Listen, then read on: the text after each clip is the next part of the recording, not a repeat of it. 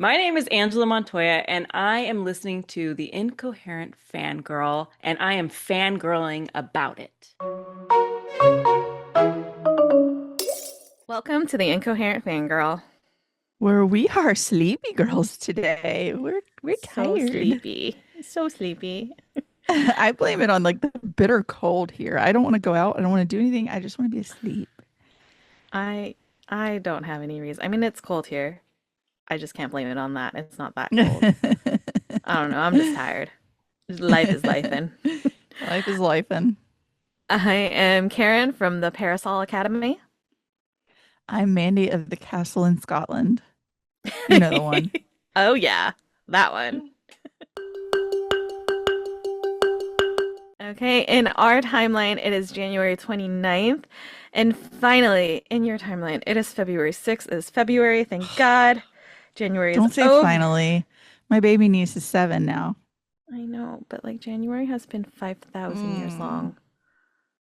You're next. Your kid's about to get No, we're not. +1, so I don't wanna. I still got time. I still got time. Please, please. Ugh. Well, and then right after mine is the twins I know. I know. I being ordered their gifts the really other rude. day. Ugh, God. I'm Hate not it. I'm not well. Not No. well. Mm-mm. All right, moving on.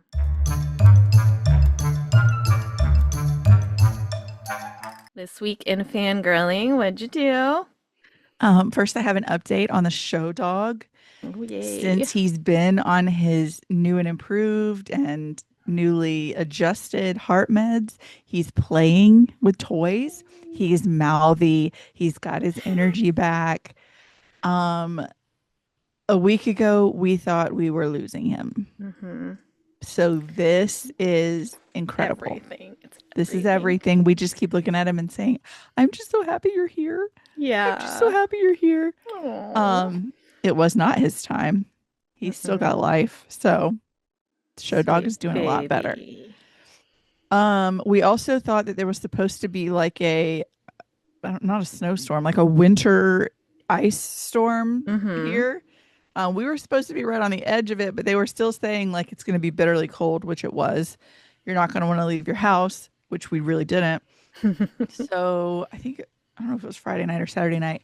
We had crapatizers, which is where we just throw out a cheese board and whatever like frozen snacks are in the fridge Mm-hmm. and watch. We caught up on the traitors.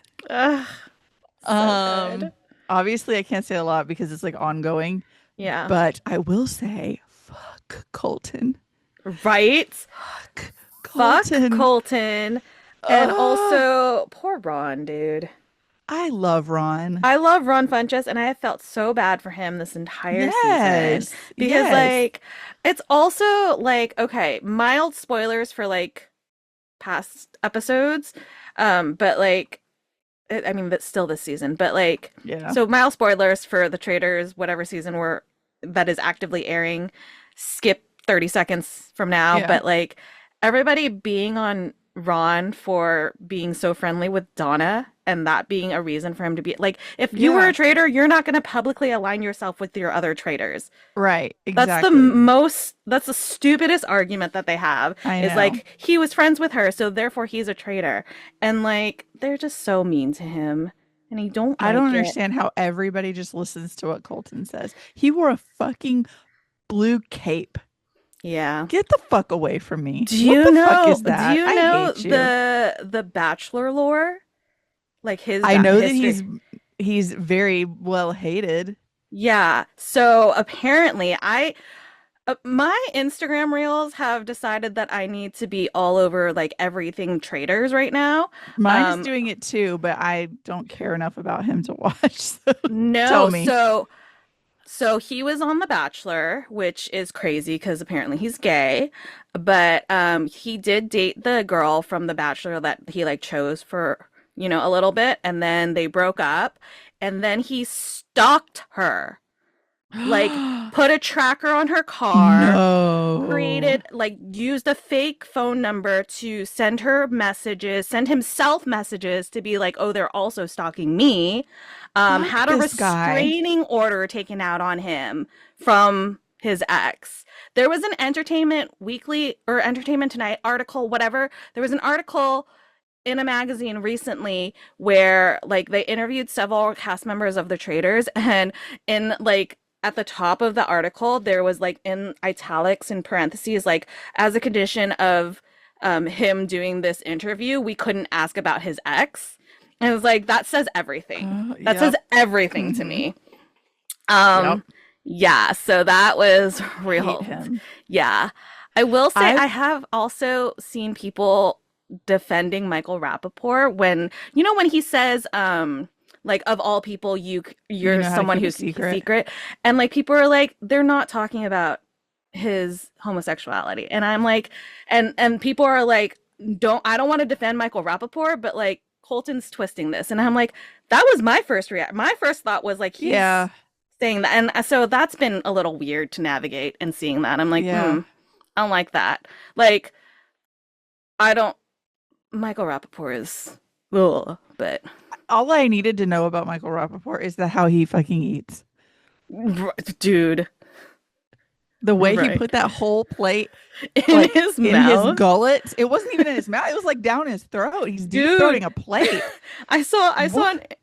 Ron did like a podcast interview, I think, where somebody was like asking about like Michael eating, and Ron was like, "Listen, you guys, imagine having to see that in person, up close, and not being allowed to talk to anybody about it for months because this was way back when they No. recorded." And I'm like, "Oh God." He's like, "Now Oh, you all see what I was going through." God. Oh, oh, I think I threw up in my mouth when he did it. it's so. So it was like, what is going on? And then the way he And was then drinking water. yeah, like Donald Trump with the Ugh, I can't stand. I love Rob, but not for the same reason that everybody else loves Rob. Rob reminds me of my nephew. And so Oh, I'm like, I want to squeeze you and love you and put you in my pocket because you're my little baby nephew. Everybody else is like, that's fair. Rob is so attractive, blah, blah, blah, which I can't even look at him like that because he reminds us, Right, Josh right. agreed, so much of our nephew who's about to turn 18 Ugh, the day after you're hearing this. no, nope. These kids, Ugh, I these hate kids it. need to No, the stop. 2 days, but oh, I No, hate it. no. But Uh, every time he like every mannerism, everything he says, Josh and I are like, that is name redacted. So yeah, name redacted. that's crazy. No, Yeah. I love Rob, but like not. I mean, he's attractive, yeah, but like I was like kind of I didn't like him at the beginning. Like he annoyed me at the beginning, like the first episode. I don't know what it was. Something about him just didn't sit well with me. But seeing him recently with Ron, Yeah. everything I to think me. he's a sweet baby. Yeah, I think he's a sweet baby angel. And for him, and for Ron to say, like, I know you just from talking to you, I know you, like, you're a good representation of what the Yeah. South is supposed to be. Envy. Like, Yeah. I'm like, that means ever, like, and I don't watch Dancing with the Stars, but I want Mark Ballas to go all the way because I'm so obsessed with him and his I style. love He's him so freaking so cool. much. I love, So I need I to want send you him a to get the video money. that I watched of, Mark's wife was recording him. Like, he was breaking down like an episode, and he was talking, it was the Murder in Plain Sight, and he was talking about it, and he explains a lot of things, and it's so fucking funny. Like, I literally was watching it at work, and I laughed out loud in my office with people. Like, he's so funny. I love him so much. Yeah. Yeah. And I We're was, yeah. And obsessed. my It's so daughter and I, funny. yeah, go ahead. It's so funny that like you're watching this show and you're rooting for the traitors and you're rooting for the faithfuls. Like you want Right, everybody to get the money, but it's like I right. can't want No, Rob Lisa to Rinna not. can go away. She's so annoying to me. You I'm have sorry. to have the lore. You have to have No, watched no, Housewives. but I've not liked her for a while. Like not even because of House. I've just Well, I never mean, enjoyed her. yeah, she's awful. She's a terrible person. But like they keep saying, though we know you're a traitor because you'd never go up against a housewife. She goes up against housewives literally all the time. That's exactly what Lisa Rinna does. She's like, Right. do you want me to throw like a glass across the table? Like, I'll if throw you one want in to your be myself face. that you see on TV when I'm on for the I can do that. housewives, like I can Yeah, give you that. I right. don't love Lisa Rinna, but I think she's a fantastic choice as a traitor Oh and no, for the I traitors. fully agree that she's a great choice. She just annoys me. Yeah. And like I'm sure she's a lovely person. She has her moments. I don't know, Oh, something about I her don't think just that at all. I think she has her moments where Yeah. she's probably fine as a human being. I don't think that's her default, but Somebody she said, drives, I don't know. I don't I remember who it was, but somebody was like, I'll just get you back at BravoCon. And she Oh was like, yeah. no, you won't, baby. I ain't Yeah, even yeah, scared of you. yeah. No, you won't. Yeah, wasn't it? It was the one that was tied to Caroline, right? Yeah, when Yeah, they were tied to the tree. that's right. Yeah, I'll get you yeah, back at BravoCon. No, you're not going to do that. yeah. But no, I just what really like okay, this is the stupidest thing ever. But like every time she talks about her husband, she's like, "Well, Harry Hamlin." I'm like, girl, we know who he is. Like, you don't need clout from your husband's name. Just say my husband. Like, this Oh, is like you're a celebrity in your own right. Like, you don't need to invoke his name. I know that is true. It's like you don't She need is to invoke so his name. funny, but not in a likable way. She's just, She is excellent as a trader, I though. don't want to Like, say truly. you love to hate her because I don't hate her No. on the Housewives or on the Traders or anything. She's a good anti-hero. That's what it is. Yes. She's a really Yes. good She anti-hero is. where it's like, She is. oh, Lisa Rinna. Right. I don't think I'm ever rooting for Lisa Rinna, but I'm not rooting No. against her either.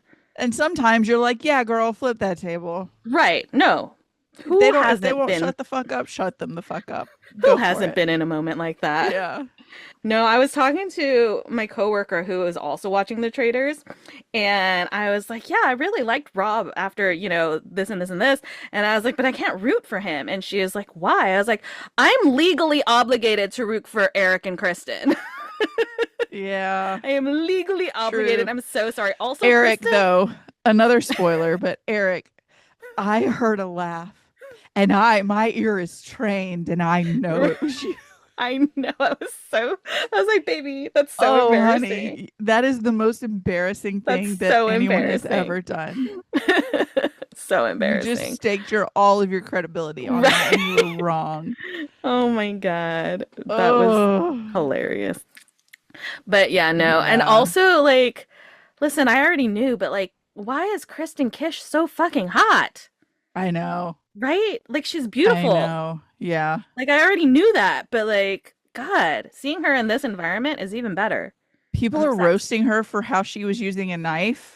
Oh, did you see where But she it's like clapped the back on yeah, that? I saw her Yeah. thing. She was like, "That's Yeah. the only knife that was available." Like I already Right. had. Do you wanted me to use my personal knife that I've already used in the communal butter? Right. No, Right. Yeah. weirdos. No, I she love that Dorinda is there. I did it nice.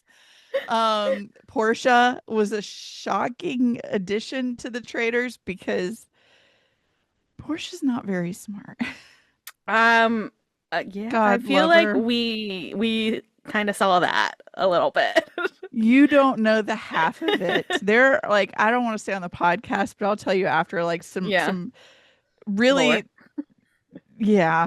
Like Okay. I'll just go down a rabbit hole. There's nothing that Okay. I couldn't say on the podcast. It's on I national I TV, but will I will say that because I've been seeing a lot of like specifically Ron's interviews after the most recent episode, and the way that he reacted to Dorinda during the roundtable, apparently there was a lot of like oh, she's stuff. terrible too. Yeah, that stuff that she said and did when the Yeah. cameras Oh, were I've seen off, it. that he was Yeah. like, "Girl, Yeah. bye. I don't want Yeah. anything to do with you." Oh, I don't mean that I'm glad she's there as like this is a No, great person. no. I'm But just she, she yeah. brings something. Again, you'd have to watch Roni.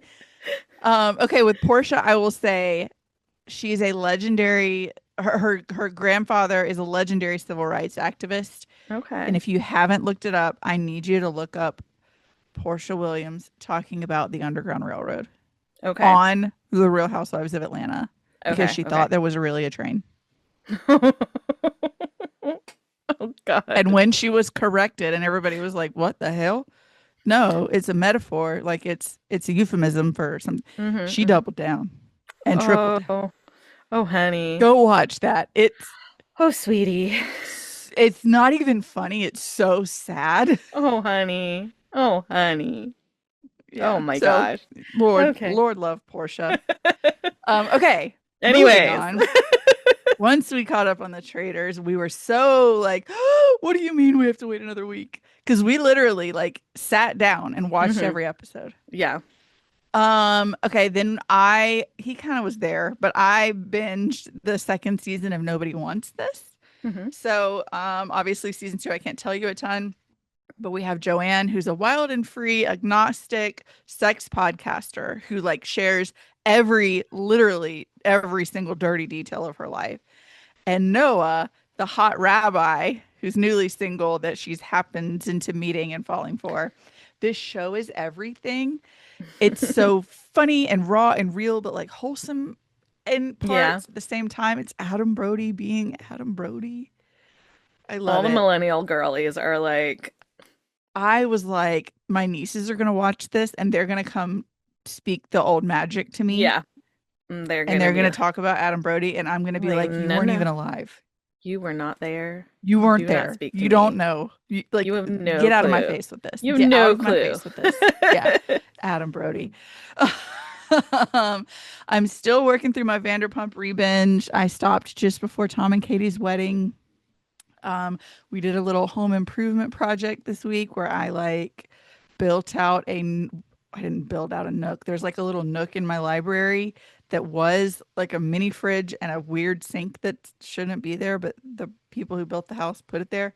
So we made like a little floating desk and shelves for my 3D printer. I've been 3D printing up a storm of little gifts for my niece's birthday. So I've been doing that a lot. I read Still Into You by Erin Connor. So it's a second chance romance.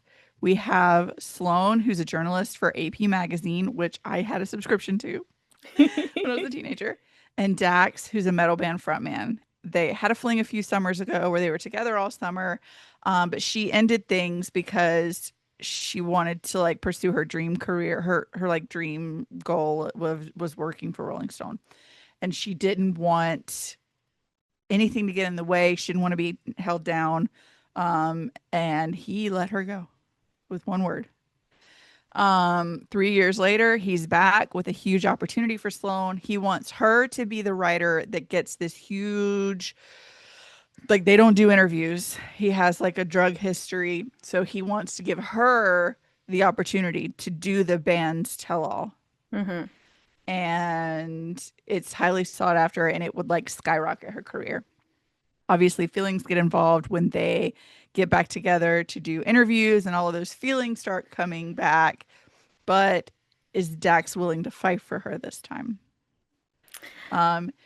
It's all the emo millennial nostalgia that my little heart could take. It made me want to get tickets to like the very next metal show I could get my hands on and go to, or I could go snuggle up with the metal band frontman that I married.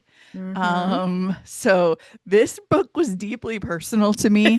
I kept having to like laugh and I tell him something that had just happened or like, ah, they just said this. Listen to this.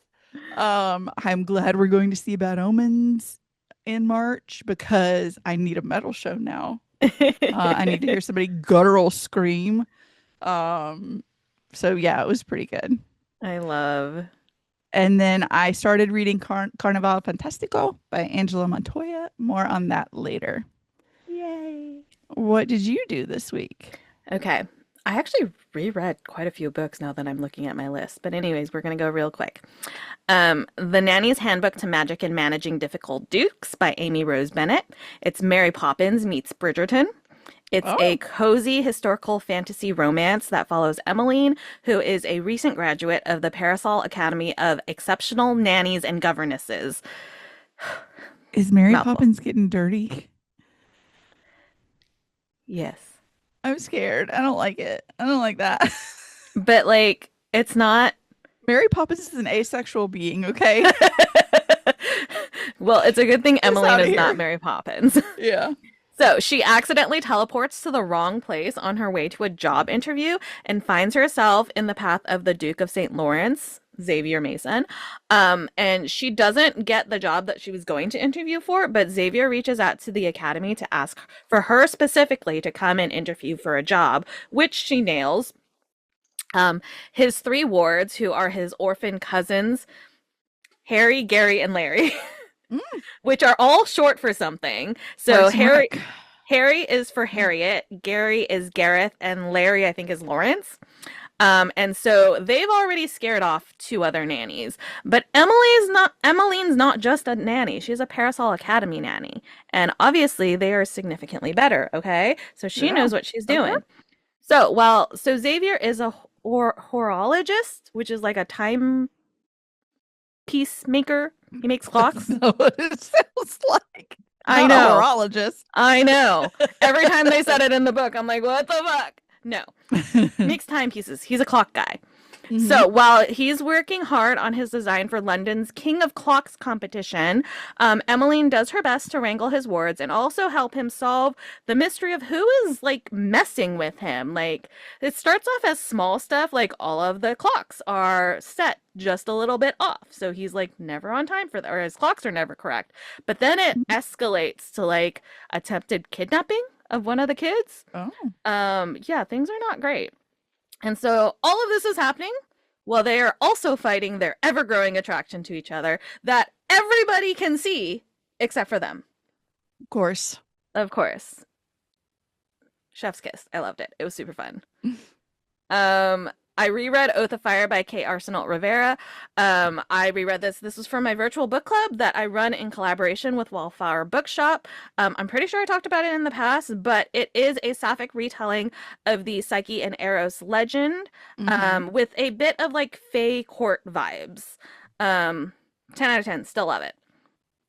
A Language of Dragons and a War of Wyverns by S.F. Williamson. So I had reread A Language of Dragons already, so I had read it. Now I reread it because I needed to remember what happened so that I could read book 2. So basically we follow, I don't remember if I've talked about this one, but we follow Vivian Featherswallow in an alternate 1923 London where she accidentally breaks a peace treaty between humans and dragons, and starts a civil war. So she's caught and she's given the opportunity to work for the government at Bletchley Park to do code breaking that's going to help win the Civil War, which again, she started, against the dragons. And if she does it, then she gets a pardon for her entire family who were arrested for treason because they were like helping the resistance. Book 1 ends on a very rude cliffhanger. And book 2 starts about like a year, I think, after the end of book 1. And obviously I can't say much about it because of spoilers.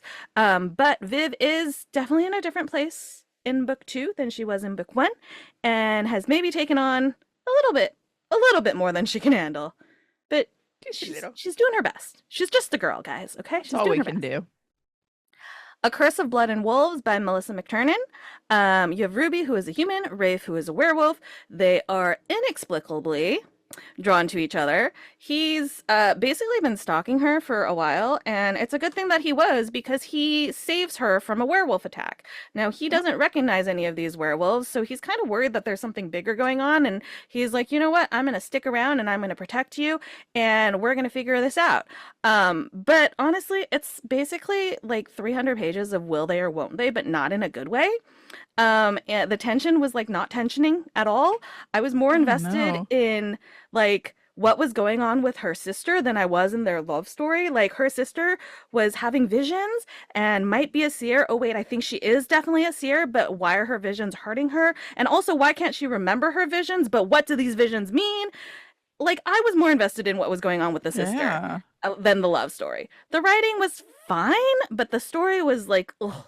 And then the audiobook. Oh, yeah. I texted you about it. It needed somebody else needed to listen to it before this was sent out into the world, because how are you going to have the audiobook narrator start a line, fumble it, say, "Oh, and then restart the line and that not get edited out?" Telling you, Karen, like that's like in one of the I is it Five Broken Blades series where I could hear somebody shake. They were like shaking their like, water bottle. like obviously I'm not blaming the narrator because who hasn't fumbled over their words, right? No, But that's like the editor. the editor did not go through this And then this there was should have like, been QA after the editor too, because the editor is also one right. person, but there should Right. be There levels should have been of an editor, and fail-safe. then there should have been like an audiobook Producer. proofreader kind of, Yeah. yeah, a producer. Like there anyways. I did not enjoy my time with this book. And if I do end up reading the next book, it's only because there was a massive cliffhanger in terms of what's happening with Ruby's sister. I want to know what happens to Ruby's sister. I don't care about Rafe and Ruby.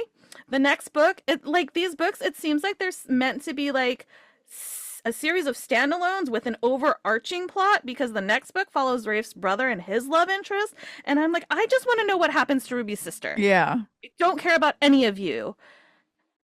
I don't know Maybe if that's wait going till to be she gets her enough. book. Right. I'm like, I don't know if that's enough for me to keep reading, but I guess we'll see. I don't know. You're right. Maybe I'll just wait until it's completed so I can like go through all of them really fast so that I find out what's Yeah. happening to her, because I'm just, yeah. I will say though, after I finished, I did look it up. This author writes under a pen name for a different series that I did enjoy, and I'm very confused by it. But Melissa McTernan writes under the pen name Lori Gilmore, which is the author of the Pumpkin Spice Cafe and that whole series. Oh shit. Yeah. And I'm like, what? What?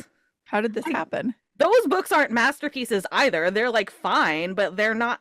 At least the plot was better than this. I don't know. I don't Yeah. know what's happening. But anyways, I was going to say that was fun. It was not fun. Next up, I needed a palate cleanser, obviously, so I reread one of my favorite books of 2025, Hopelessly T-Voted by Audrey Goldberg Ruoff. I don't think that I need to rehash what happened. I think I talked about it on the I podcast. think you did. I don't care what anybody says. This book was amazing. It gives all the Pushing Daisies vibes. It like there's fun callbacks to Pushing Yeah, you did. Daisies. Yeah. And I'm just like, if I touch him, he dies. Like, I understand if you can touch him and die, like, but what if I touch him and he dies? Yeah. The yearning, like, ugh. And there's a scene where they're trying to do stuff without touching, and he's got magic, so he can do stuff. And there's a leather glove involved. Things are happening. Anyways, it was exactly what I needed to get over the last book. And then I read Carnival Fantastico by Angela Montoya, which of course we will talk about shortly. And that Do you is my week. do you know how harshly I'm judging you right now? You've done like 7 rereads this week alone. Yeah, but they were for a reason, because I had book club meetings that I had to reread them for. Are you gonna reread these so that you Yes, remember when you get actually, here? because I am signed up for a read along for the Throne of Glass series. When? Like, I think they just sent out it was supposed to be earlier this week, but no, but they sent out the books late. I'm gonna like, start I don't crying. need the books. I don't need the books. I have the books, but I have They the haven't done audiobooks. I'll give you my Amazon. no, I've got it. I'm good. I'm solid. I have the I'm so books. excited. I'm gonna start to cry for real. You just But- don't know. All of my references I make, you have no idea. Close the gate. Live. That makes me happy. So that was, other than The Traitors. Oh, we are watching Worst Cooks in America, which did come back, and my daughter was very sad that Anne is not there, obviously, because she loved Yeah. her. But it's still it's a good time.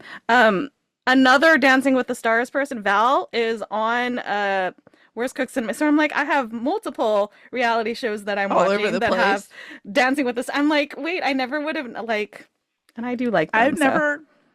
I watched one episode of Worst Cooks in America years ago, Mhm. and the person made spaghetti sauce out of ketchup. They're so bad. Like, that's not honestly, that's not even the worst thing I've seen on that show. I don't think I could do it. I don't think I could watch. It's so bad. It's so bad. But they get okay, so here's the thing, right? Because you watch this and you're like, how are people this stupid? It's not real. It's not real. Yeah, like it It's- can't be. I guess. No. I have a friend who had a friend who worked in a restaurant who was on Worst Cooks in America.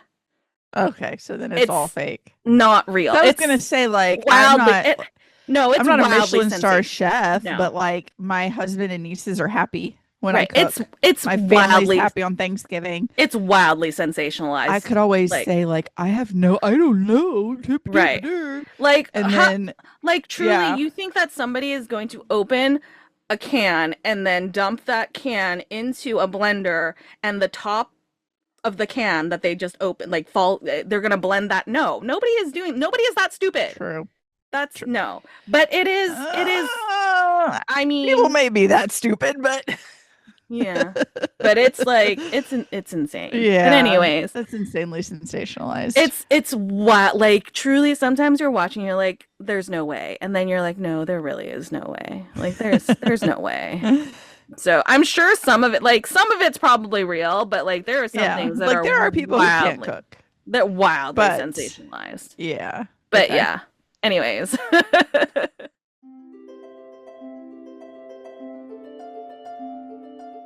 Do you have a fictional boyfriend this week? Okay, so I'm going to say Atlas, but only from A Language of Dragons, not from A War of Wyverns, for very specific reasons that I can't say because of spoilers. Okay. But Atlas, but also the friend group slash found family in that series, because yes, did they hate each other when they first met? Yes, they did. Very loudly, very deliberately, for very good reasons. But did they find their way to each other in the end? Yes, they did. And it's everything to me. It's so cute. So yes, Atlas and also the friend group. But also, and I'm calling it right now, next week will be Dax Nakamura from Still Into You. I do not Mhm. feel like that needs an explanation. No, That is but all. my That is all I have to I say. have two this week, but my note literally says, "What can I say? I'm a sucker for a metalhead frontman." Mm-hmm. You married one.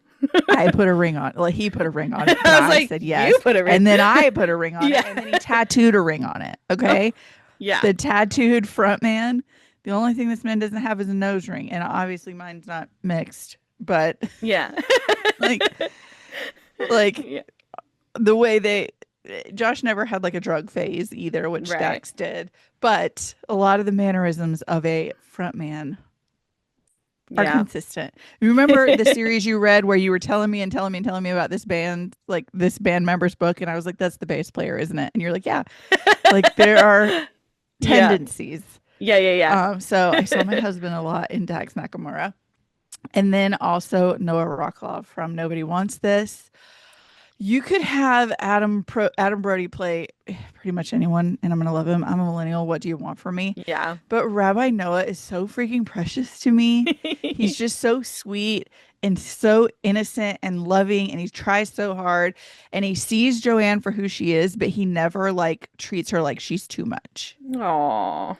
And I love that. We love that. We stand. Yeah, I you love sweet curly-headed little angel baby. Sweet baby. I love it.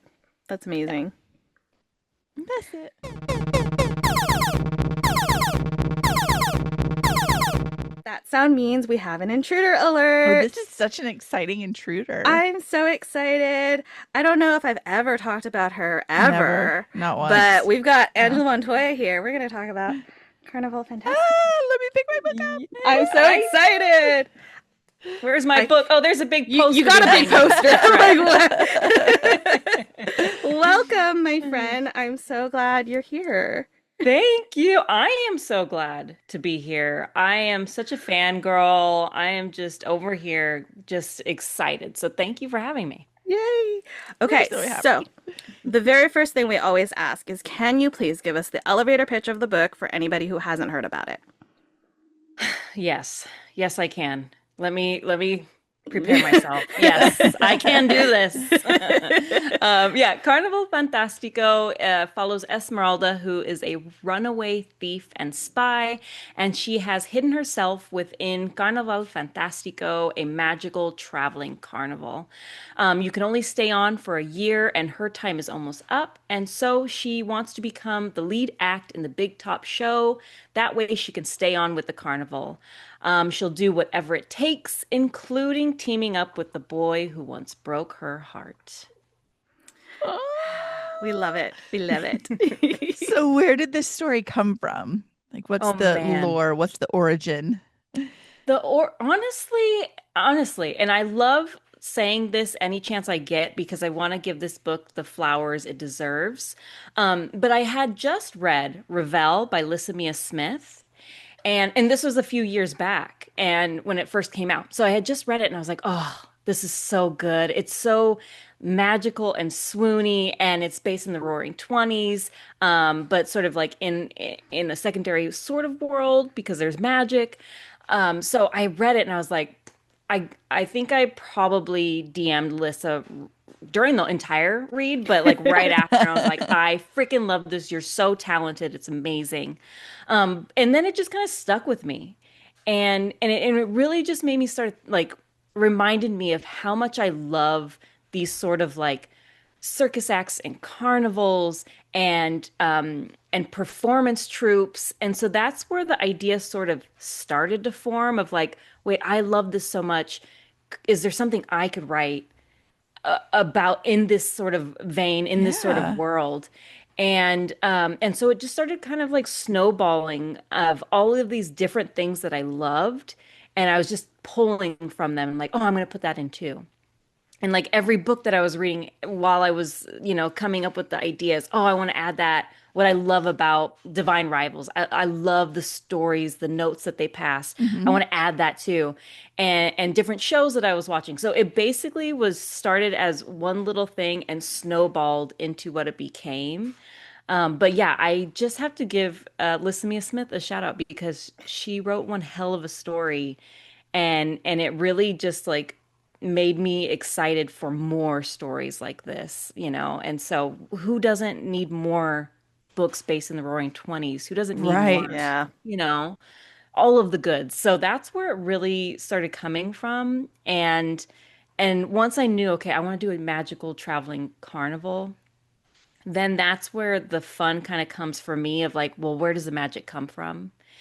And so that took me on a whole different journey of sort of like researching Mesoamerican lore, so like Aztec or Mexica lore, and building that into the carnival. So yeah, it's just a hodgepodge. It I came from love everywhere. that. I A love hodgepodge it. of things that you love and like little Exactly. nuggets that you took from other books that you love. I love that. Yeah. Yeah, And thank you. history. All of the above. Yeah. Like I really had a fun time, but also an eye-opening time of learning circus history. It's not the best, it's not the greatest. No, no. So, Mm-mm. there's Not a good at all. lot to learn. Yeah. So you That's mentioned you were the pulling. the greatest showman is full of shit. He's full of shit. He was Yeah. not a good guy. He was not Hugh Jackman dancing No. around. No, but Yeah. it does make for Yeah. a hell of a movie. You're damn Fantastic right. soundtrack. Yeah. Yeah, Yeah. amazing. Yes.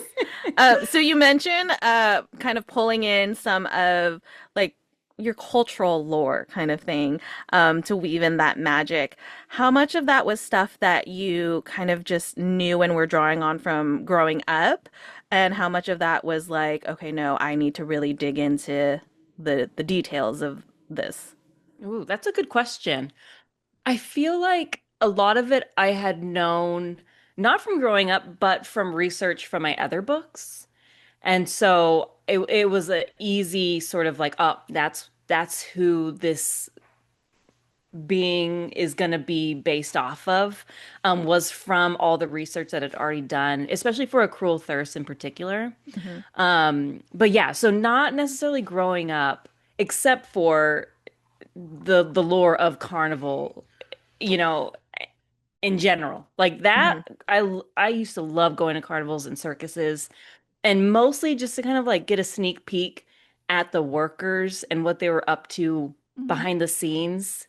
It all seemed very shady, very seedy, and I loved it. Like I wanted to know what they were doing, like what sort of cigars were they smoking back there. I wanted to Why do know it I all, think that it's so seedy? Like Yeah. to work for the like It was just like, who are you? Why are you yeah, you're so traveling? What are you doing? mysterious. Yeah. I Mhm. wanted to know, like, how did you learn how to become a trapeze artist? Like, and I was just Yeah. making Yeah. all these stories that were totally off, but like, it's just so fascinating to like get a peek behind the curtain, And so, yeah, that's where it all just kind of past and present. I love it. Yeah. So I peeped your website and it says that your grandfather was a celebrated activist and poet laureate. What's it like to have storytelling like and literature run in your blood, and how did that shape the author that you are today? Oh, wow. Cool question. Yeah. Um, honestly, it shaped everything about the writer that I became or am becoming. I remember growing up and going to different events and watching my grandfather and my dad get up on stage and recite their poems and play their instruments. And I just remember always thinking like, wow, like they are magic on the stage. And anytime, like my grandfather was the kind of person that he would just sit and everybody would listen to, Mhm. and he would just always weave these tales of sometimes just the most ridiculous things where you're like, what, what sort of weed were you smoking when this, what were you doing, Grandpa? Um, but you would listen, like just like leaning into everything he had to say. And I just always remember thinking, like, wow, just he is the coolest human being I've ever seen in my life. And even my uncle is he is a writer, he's a playwright, he's an actor. He's been in like movies like Nacho Libre, so like also Oh, growing up seeing him was again, I was like the coolest. These are the coolest humans. And I remember when I first started writing, and automatically I wanted to write young adult fantasy romance, romantasy. It's just what I love. And I remember talking to my uncle and being like, you guys are all activists. You guys use your words to, push the movement, to talk about Chicano rights. And here I am. Here's my legacy. I'm writing romantasy. And, but my uncle stopped me and he was like, no, no, no, no, no. That is pushing the movement. yeah. You are Mhm. bringing us into the now of just getting to be. We get to just Yeah. be and be Yes. represented and see ourselves as the villains and the heroes and You're their all of the wildest things. dream. Yeah, Yeah. I am just a product of everything that they worked so hard for, where now Hmm. I get to just write people falling in love. That made me And cry. Yeah, I know. I'm like, it's beautiful. And so in my Yeah. office, I have, my altar with my grandfather's pictures and my other family members. And I always am just like, I know that they're very proud. And I know I'm taking a different path than maybe they ever thought, but I know that that's what they did it for, is for us to yeah. just be and exist. And so Yeah. yeah, Yeah. it's pretty awesome. I love bragging about it. Um, I did As you nothing, but I should. As you love bragging should, about yeah. it. Like, No. that's them. No, It's and my we always family. joke like Yeah. so and so walked so we could run. Like, no, they really did. They walked and they did what they needed to do so that you could have the opportunity to write people falling in love. Imagine your Yeah. grandfather like watching you and what he's feeling right now. Yeah, Like, you that's know my it's so girl. funny about him That's my though, girl. because half the time I didn't know if he even knew who I was. Because there's so many, I have so many cousins. Oh, yeah. Can relate. So many of us. But I know he does. But like half the time I'd be just trying to like get his attention in some way of just being like, I'm cool too. And so yeah, I Yeah. think I think he's watching down on all of the cousins, Oh. all of us, and being like, yes, this is exactly why I work so hard. This is exactly what I was doing. It's really cool because he was a professor at our local college, and now my daughter is there. And Oh, so she's Oh. taking Chicano studies right now and like learning of our history. So it's just like a full I'm just living full circle moments constantly, and I love It's this for me. I love this incredible. journey Oh, I'm on. I love that. Oh, I'm gonna cry.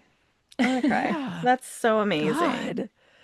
God. Speaking of kind of legacy, I know, and you have said this on social media, but like talk about your very specific choice to write the men that you write and the way that they are, because I know that you did it very specifically, and I would love for our listeners to hear about that. I really love your guys' questions. These are so good. Oh my gosh. Yeah. Yeah, no, I do. I write my male leads very purposefully. They're all so different, but they're I wouldn't say like softer, but really and truly they are in different ways. For Sinner's Isle, Mariano is this pirate prince, and he's this tough guy, but also he's sort of learning what it is to be a man, and it doesn't have to mean you have to be tough and have all the answers and barge through doors. It means you can also listen and be kind and love. For Lalo, who's in A Cruel Thirst, he is this like bumbling vampire boy. I love him so And much. yeah, I love him too. And he's really sweet. He's really kind. And he's just like a bookish boy. And then for Carnival Fantastico, we meet Ignacio, who kind of has the weight of the world on his shoulders, but he's a good boy. Like he's a Hmm. good, kind, golden retriever guy. Yeah. And I write them all very purposefully because so often, especially like with Latino characters, and it's okay for Latina writers to write it, but so often in movies and in media, we see Mexican men, Latinos portrayed in a certain light. Hmm. They're always cartel members, they're always drug dealers, they're always like these villains. And we never get to see them be these kind, gentle, beautiful, wonderful humans that we see that they are. I have so Right. many amazing men in my life, and so I just want to like highlight the good, the Yeah. kind, like the provider. Like they're just so good. So it's purposeful how I write them, because I really want everybody that reads them to see what they Yeah. are. Yeah. Damn it. Yeah. Yeah. And I love it I don't so blame you. much. Yeah. Yeah, It's that's, really I mean, that's important. exactly the whole point of being a creative is to shed light on, kind of highlight our communities and the people that we know and all of that. And I think that like you said, you do it very purposefully to make sure that people are seeing the nuance Yeah. in people. Like not everybody's a fucking stereotype. Or a Yeah. Please stop. caricature. Like, what the Right. heck? Yes, Yeah. exactly. So That's it. it's I so swear, every powerful. single show that we watch, and as soon as you see, like a Mexican Right. man come on, you're like, oh, there he is. Like Hmm. that's the what they wrote. Yeah. Right, right. And I love it. I love what you're doing, and it's so like I feel like it's just so powerful, and it's like your form of activism, like yeah, you talk about like Hmm. your family standing up for all of that, but like you're also still doing that, especially for like you said, you're writing for teens, you're writing young Yeah. adults. So a lot of kids are going to be growing up seeing that, and that's great. Hmm. Thank you. Thank One you. day your daughter's going to be having conversations where it's like, my mom walked so I could run. Hmm. Oh my gosh. Okay. You're gonna need to stop with that. You're gonna have to I stop because I mean, am it's the gonna truth, though. It's cry. the It truth. is. It's true. It's just your family legacy. Like Yeah. you're paving the way for the next generation. And I think like it sounds like every generation in your family is like, no, the next one is gonna be better, and they're gonna have it easier. And oh, now I'm It's gonna cry. working. Okay. Okay. Writing process. You want to tell us what your writing process is like and how it's changed now that you're not like you're a seasoned pro now. You're not a debut author anymore. Oh man, and I still feel like I feel like I don't know what I'm doing, but I still feel, I feel like such a debut. It's changed so, so much. From when I first started, like from the very beginning, I didn't plot anything. I just pantsed my entire first manuscript, and I didn't know anything about what I was doing. I just was like, this is fun. Like, let me just write, a Cassandra Clare fanfic. Like, let me just write this. And and when I finished my first book, which took me like probably 2 years to do, and I queried it, and I thought it was the best thing known to man, and I learned it was not. I learned that it was really bad, in fact, and I didn't have a plot. I didn't know inciting incident. I was just out here just enjoying my life. So I learned so much from that moment of like, wait, we have to have some structure here. So after I wrote that first book, I started to like just research and learn and watch all the YouTube videos, shout out Alexa Dunn, like, and reading all the craft books. And so I wrote my second book, and that time I kind of plotted, kinda like ish. And that took me like probably 50,000 rewrites. And it eventually turned into Sinner's Isle. It took me so, so long, but we sold it. And so that's when everything sort of changed, was like, okay, it was a two-book deal. We had Sinner's Isle and then a book. And when we came up with the idea for A Cruel Thirst, they were like, okay, give us your, an outline. And I was like, oh shit, like Oh my how do word. we, What is that? I've what never is heard of this? How do we do this? And so I gave him this outline, and it was kind of again like me just like bumbling my way through it. And they're like, this is something. You gave us some stuff here. In fact, you gave us everything. Like I put every trope, every idea as like I'm like, oh, this will be fun. We're gonna do this, and then we're gonna add these monsters. And it kind of came back where they were like, listen, we like it, but we don't have to have everything. Like we can just do vampires in this story. We don't have to have witches and everything. And I was like, all right, fine. And so I pulled back and I kind of outlined, and then I wrote it, and I did that with probably 20,000 revisions. For Carnival Fantastico, by this time my team realized who I am.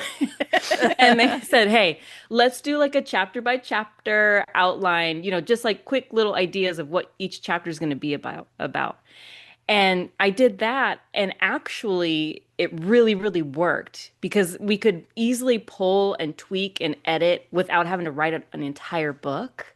Yeah. And that, like, I wrote Carnival Fantastico much faster and had many, many less revisions on that one. So it feels like each time I'm kind of learning how to do it and learning how to make it work. I'm working on something now, and I think I forgot all of my lessons because I am just messing this whole thing No. up. So, so I think I need No. to remember to go back to my outlining. So, yeah. So my process is a mess, basically. I'm just like fumbling and learning, but I think it's kind of just all fun. Is just like figuring out the magic. Like I love, obviously, the outline works really, really well, but I love like those magic moments where you're like, wait a minute, but this works so, so good, and it all kind of Yeah. clicks. Hmm. That's my favorite freaking part. I Oh, love when everything starts to click, and you're like, oh my Yeah. God, I am so smart. I'm so good at this. You're Doesn't doing come great. often, but You're doing great. I want to talk about all three of your books are published by Joy Revolution, which is an imprint that was started by Nicola and David Yoon. I'm yeah. curious to know, obviously there is an editor at the imprint, but is there any kind of communication with Nicola and David? Like how involved are they in the process, especially as like established writers as they are? Is there a kind of mentor-mentee situation? Are they just kind of like, here's, we just cut the checks. Like what yeah. what kind of is that relationship? They're very involved. I like during the editing process, they don't necessarily talk to me. They'll talk to Bria, my editor, and it kind of all like filters through her. Like she'll translate pretty much everybody's thought processes and put Yeah. it into a doc. But yeah, no, they read it every time. They offer notes every single time. They're very, very involved. Oh, And at first it was a little bit overwhelming because you really are getting three editors for the Mhm. price of one. So you're getting all of this feedback, but I really, really like it. I love it because for me it's like the more eyes on a project, the better. Because again, I'm I fumble my way through, so I needed a lot of eyes. So yeah, they're really involved, and it's fun because I get to see them at different events that we've been at. We've been on panels together. So yeah, so it's really cool to work so closely with them, and they're so iconic and so yeah. Yeah. nice. They're just nice, good people. So that makes it even better. I love that. Yeah, because I was like, oh, that must be like really cool because you have like these other authors who, have hit lists. They are established. They have like this backlist and they are also helping you like literally from the beginning of your career, uplifting you. And so I'm like, Yeah. that's very cool. And Oh, it's cool it's to know so that cool. they're involved. Yeah. No, it was like the one time I could brag to my daughter because she has their books on her shelf. Yeah. And so like Oh, when the call first came in for that they were interested in Sinner's Isle, I was like, "Hey, guess what? Guess who I'm going to talk to today?" The one time I was cool in her eyes, yeah. oh, I I love love it. it. Okay, we want to keep you forever, but we don't want to keep you forever. But we do have a few questions that we always ask our guests. This is the point in time where every bit of media you've ever consumed is going to leave your brain. Gone. Yes. Have I ever seen a movie or read a book? I don't know what a TV show is. Yeah. It Um, is happening as you tell me. Yeah. I like, oh feel it. God. I feel it in my It's brain. leaving. Everything is gone. So we have a segment on the podcast that we call Fictional Boyfriend of the Week, where we Oh pick a no. fictional character and we're like, that is my boo thing. It does not have to be a boyfriend and it doesn't necessarily have to be romantic. I've had a fictional son. Karen's had a fictional granny. Do you have any fictional characters from any type of Any media where media. you were like, that's my favorite, that's my comfort character, that's who Yes. everybody should know? Okay. Oh, my brain is here. Yay! Yay! She's still here. I haven't finished the series, but I watched True Beauty. It's a K-drama. I It haven't heard of is, it. oh my, it's older. It's like a few years older. Mhm. But the actress in it is so freaking funny. I just love her. Like, she's hilarious. Her comedic timing is so ridiculous. It brings me so much joy. I love it. So basically, it's kind of like, like an ugly duckling sort of Mhm. storyline, where she's this awkward thing and then she switches school and decides, I'm gonna put on makeup, and she's like going Yeah. into Yeah. school and she's like she's a babe now. It's so dorky and funny. So she is like my little child, and both the boy character, like other boy characters, they're just so cute. So I'm just gonna like take them all and cuddle them. They're just the cutest, Yeah. Oh, funniest. Yeah. So True Beauty, highly recommend. It's so good. I love it. Perfect. And that leads very perfectly into our next question that we always ask, which is obviously we are love and obsessed with yearbooks. In case you didn't know, with me following you around literally everywhere. Um, but what are you reading? What are you recommending? Do you have an all-time favorite book? Anything that you think people should pick up? Oh man. Okay, you are right. Here goes the brain. I Okay, did warn you. thank I you. did Let warn me you. can may I look at my Audible because Yes. may I please? Yeah. I am reading or on Audible. It is such a interesting read. It's so like my friend Jill too, who is a sci-fi author, she suggested this book and I thought, "Oh, if she's saying it, it's going to be good." I wasn't expecting to feel so many weird feelings while listening to this book. It's called The Actual Star by Monica Byron. I apologize, Monica. if that's not how you say your last name, but it's called The Actual Star. And it is basically like three storylines happening at once. One is set in like 1500s, during the Maya civilization. One is set in 2012. Another one is set in 3012. And so it is just so interesting, and it makes my brain hurt. And I'm loving every second of it, but it is like so there are some things that just make me feel weird inside. But it's so good. So I'm like halfway through it. That's what I'm listening to right now. Okay. Yeah. I'm Yeah. fascinated. I think Yeah, we're gonna have to look it I up. think I suggest it. I think I recommend it. I can't tell yet. But I'm really loving Fair. it. You're like, I'm currently vibing with it. Ask me Yes. in Ask me 50%. next week. Yeah. Yeah, yeah. It's making me feel things, and I don't know. Hey. You know what? Hey. That's what art is supposed to do, That- yeah, right? it's You're supposed supposed to to. feel. Whether or not you understand those feelings is your own problem. Yeah. Exactly. Okay. Last but not least, we have to know what comes next. Oh Anything you can tell man. us? What comes next? I'll be going on like a little mini tour around here, doing all that stuff. So that's what I'll be doing, like physically. But I'm also like in the process of working on my fourth book with Joy Revolution. It hasn't been announced yet, but I'm just gonna assume they're sticking with me.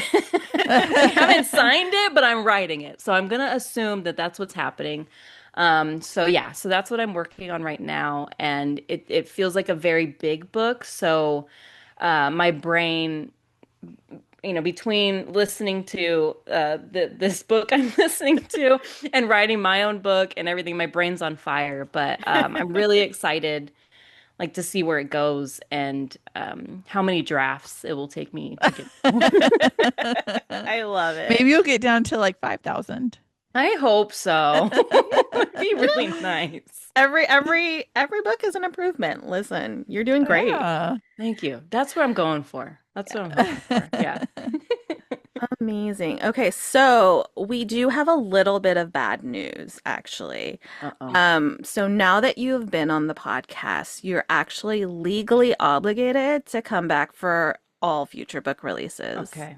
Okay. Yeah. I will sorry. make do if I must. I'm Yes. so Yeah. sorry. It's I It will wasn't the suffer fine through print, this. Yeah. so- I It should have seems like- read. I should have Yeah, read the you fine just- print.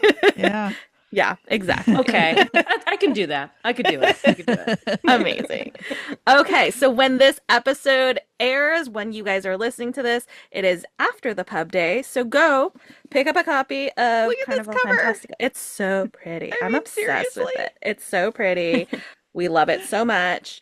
There is a special edition, an exclusive edition at a certain big box store that we are technically boycotting, but also if it's Yeah. just for Angela's book, I'm gonna say it's okay, personally. Yeah. Because, I know. Listen, if all we do is support BIPOC creatives, then I'll allow it.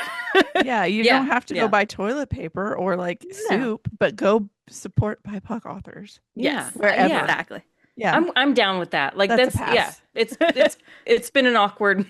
Yeah, Get your I'm sure. groceries elsewhere. Get your book there. You're Yeah. like, I don't know how to market this while Yeah. being. Yeah, no, I'm Like, sure it's- it's it been is- a weird It's been weird. situation. It's been weird because That is it's a really big beautiful book. deal. Yeah. I hate Yes. that. I hate that Yeah. it has to be tainted because the world is shitty and people are shitty. Yeah. Yeah. That is a really big deal. It and is I a do wanna really big congratulate deal. you because Yes. any doesn't- other yeah. era, Yeah. Right. everybody would be like, Right. Well, and especially since it's so hard for books specifically to get into these big box stores too. So like Yeah. it is a huge accomplishment, even if it does also kind of like put you in an awkward situation. Yeah. No, I know. I've been feeling it. I've been like, how do I How do I do reverse it? this? Yeah. How do I do it? Yeah, for this I know. place I don't shop at, you know? Right, But, yeah, exactly. right. We're, but we're doing yeah, our best. it- We're it's- doing our it's a best. shame. We're doing our that's it. We're That doing is our it. best. There is Yeah. also Roma, you need to stop hitting the microphone. He does this every time. Hi. He just wants. him There is alone. also there's also the special pretty edition from the UK that you could do too if you want a special Oh, one that's too. true. I That might one's need to also get over your here. hookup and order that myself because I don't know if I'm getting copies. So I need to buy some because it is pretty. It is pretty. Yeah, It's we'll talk sparkly. later. Okay. Okay, well, everybody Thank go you. pick up a copy of Carnival Fantastico. Go pick up Sinner's Isle and A Cruel Thirst while you're at it. They Yeah, are both please. also out in Yeah. paperback, so you could get them for It's less true. dollars Yeah. and just have the whole And collection. have them. Please. Yeah, and And have trophies for them. your Please. bookshelves. Are you Help a serious? girl Come on. out. We Yeah. also out. should plug Jingle These Bells. I Oh, think yes. we are legally obligated to do that.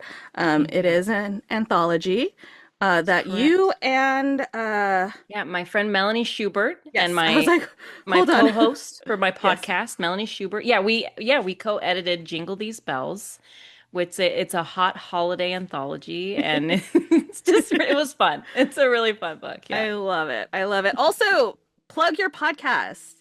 Yeah, I of the publishing persuasion, me and my girl Melanie Schubert, we just like yap the entire time. And we have authors on as well, and we just yap. That's pretty much it. Yeah. Melanie's a great time. She's just a character, so I She's so just love funny. her. Yeah, she's just the best. She's so funny. Amazing. I'm sorry. Roma just really wants to be Oh, involved. well, He the just misses king you. does what the king wants. Look He at just his misses you. face. Yeah. Yes. Sweet Yes. baby. Look at him. Look He's at how like, he's handsome. He's like, I just want to Oh. be included. He's Angel like, boy. she kissed me one time. I have to say True. hi. It's Yes. true. We're bonded. You're besties forever. You're stuck with I've him imprinted forever. on him. Amazing. Well, thank you so much, Angela, for being here. This was so much fun. Yeah, I thank can't believe you. it's the And first long time we're overdue. doing it. Yes. Yeah. Oh my gosh. True. It's So- true. I was wondering when you guys were gonna ask, you Listen, know. when your book comes out during the holidays, Yeah, you know, I know. it I was know. it was hard. But it's okay. That's true. We got you now. We have collected you. Yeah, and now I must come back. So You yeah. must. You must. It's the law. perfect. All right, everybody, go get your copy of Carnival Fantastico and Sinner's Isle and A Cruel Thirst. Get them all of Get 'em all all. of the above. All of it. Yes, All of it. please. Thank Amazing. you. Thank you so much. We will talk to you soon. I will stalk you soon, I'm sure. Perfect. Love to hear it. Okay, Bye. I'm hanging up. I'm hanging up. It's Bye. real. It's real. It's really happening. Bye. Bye. I love her. I love her so much. She's so funny. She's everything to me. I love her so much. And I love this book was so good too. Like, and she's a chunker. I was not prepared for how chunky I she is. know. Like compared to the other ones. I'm like, oh, I girl, know. it's a I brick. know. It It's great. sucks. It's amazing. I love it. Yay. Yay, Angela. I think it's time for an announcement. Yeah. Let me Very dig it out. exciting. Speaking of, Yes. Speaking of, next week we are bringing back our friend Erin Connor to talk about Still Into You. Dex Nakamura That and man. Sloan. Also, this cover slays. I know. This is everything. Dax on this cover though, look at that and tell me that's not Finn. That's On the absolutely side. Finn. No, you're right. You're so right. You're so right. That's funny. Send it to him. Be like, I what? can't how did unsee you? it. I'm like, How that did looks you just end like up on a you, book cover, babe? dude. No, you're so right. That does look like him. I love it. I'm so excited to have Erin back. It's so funny.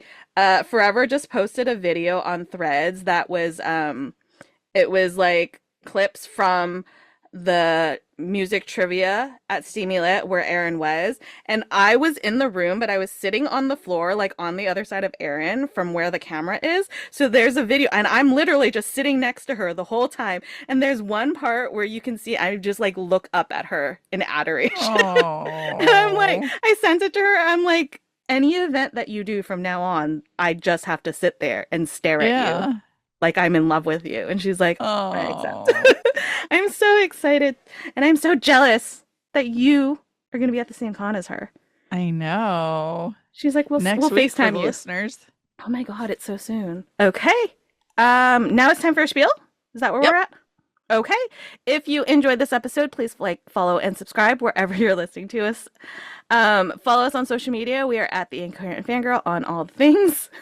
Visit our website, theincoherentfangirl.com, where you can also stream all of our episodes as well as read our blog. Subscribe to our Patreon for early access to podcast episodes, full video episodes, bonus content, as well as the ability to ask questions of our guests before They we get do. the schedule. You get the Yeah. schedule ahead of time. You know ahead of time who's coming. It's very exciting stuff. I need to update because we've added people. So we're still booking authors and it's very exciting and our inbox is wild. If you want to support the podcast, you can also go to our merch shop, theincoherentfangirl.com/shop, where you can get cute merch that Mandy designs because sometimes she gets bored with an iPad and makes us cute things. Yay. If you have any comments, questions, concerns, suggestions, design ideas you want to tell us that we're pretty, we will accept all of that in our inbox, theincoherentfangirl@gmail.com. We love hearing from y'all. And of course, one last way to support the podcast is to rate and review on whatever platform you're listening to us on. Please give us your words. We love your words here. She is at Mandy Perv on all the things. She's at Ms. Made in China on all the things. And once you followed us on social media and you follow the podcast on social media, you can head over and visit our internet besties and do some self-care because we want you to stick around for a very long time because we Yeah. love you. Yeah. So first up, you're going to head over to herecomes-the-nerd.com, get some cute pins and artsy goodies, use code FANGIRL, and you'll get 20% off your first order. She literally sent me a photo of something she's working on, and there's a little teeny tiny Living in the Dead in the background. Oh, I know. She was like, please don't sue me. And I'm like, I would never in my life. Never. Oh my God. Never. That's so cute. Next, you're going to head to onceuponabookclub.com. You can subscribe. You can get some standalone books, old boxes, whatever you want. You use code Karen10 and you'll get 10% off. But if you spell Karen wrong, we're going to make you sit in a room with fucking Colton for 5 minutes. And Michael Rappaport while he's eating. Excuse me, I have to Spell go Karen throw right. up. Ugh. Spell Karen right. That's all I'm Yeah. saying. That's Yes. all I'm saying to you. Yes, please, please. You don't want to live through that. Whoa. Okay, next up, you're going to visit our friend Amber D. Lewis at amberdlewis.com. Add 10 of everything to your cart. Use code FANGIRL10 and you'll get 10% off the 10 of everything, which means you've got one of everything for free and saved lots of money. You're welcome. You're welcome. And last but not least, support my family. You can go follow the show husband at Born and Josh on all the things. You can follow at Searchers Believe on all the things. That's his paranormal investigation group. If you go to searchersbelieve.com/shop and use code fangirl10, you'll get 10% off. You can follow at Searchers Podcast. That's our spooky podcast that I'm also a part of. You can follow at Stream Beacon TV on all the things. That's our newish app. It's a streaming platform that is paranormal horror, true crime content. Really exciting things happening, really exciting things in the works. If you'd like to subscribe, go to streambeacontv.com, use code fangirl10, you'll get 10% off your subscription. And last but not least, if you want to go buy this book over here, The Living and the Dead, by yours truly, you can. I have copies. I haven't really been marketing because my dog died and then the world has been on fire. And that is, how do you market a book when the world's on fire? You don't. You don't. So anyways, go to aepurvis.com and use code Aaron Warner and you'll get 10% off because it wouldn't be me if I didn't make something about Aaron Warner. Of course. Of course. Yeah. I also have to say before we say goodbye, there's weird shadows on me that are not usually here, and it's because the poster that I had blocking the window that is blinding me right now, it fell down, and I haven't had a chance to put it back up. So if I squint a whole lot, it's because I can't see. So yes, that's all. Anyways. Not that important. If you see that, that's what's happening. I didn't Anyways, notice until you said something. I know. That was the That was the Incoherent Incoherent Fangirl. Fangirl. Thanks for Thank listening. you. We love We you. love you. Bye-bye. Bye. We are sponsored by our friends at Here Comes the Nerd. Pins, stickers, magnets, and more. Here Comes the Nerd has happy art for all fandom-loving hearts. New customers can use coupon code FANGIRL during checkout for 20% off their first order at HereComesTheNerd.com. Coupon applies to ready-to-ship items only.